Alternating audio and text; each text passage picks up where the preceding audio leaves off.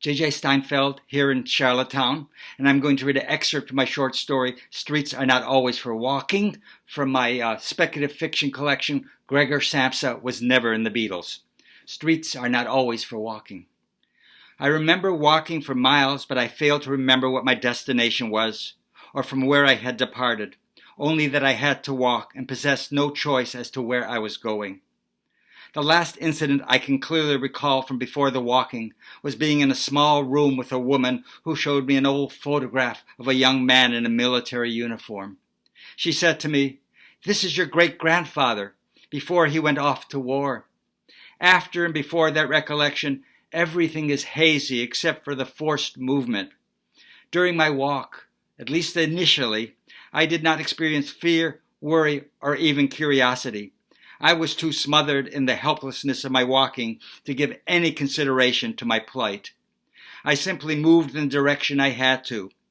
I tried to listen to the sound of my footsteps, but there was no sound, just the imprisoning silence. Early during my walking on the concrete streets, I mistakenly believed I was not being pulled or drawn. I moved about the streets but was unable to find any familiar sights or landmarks. I continued to walk, seemingly of my own strength, and found myself making circles around the quiet, empty city, or whatever one would call the area I was in. My feeling of aloneness grew with each silent breath and blind step. The faster I walked, the more trapped I felt, little different than an insect fighting to escape a spider's web.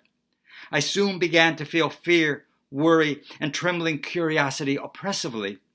While I was thinking about the old photograph of the young man in the military uniform, questioning whether he really was my great-grandfather, I realized I did not know who I was. Bad enough I did not know where I was or where I had been, but who was I? I had been walking for hours, and yet I had not questioned my identity once. How totally absurd, I thought, nothing but sheer madness. I remember the woman actually handing me the old photograph, the softness of her hand which I touched and held, and she talking to me briefly, but nothing else of importance.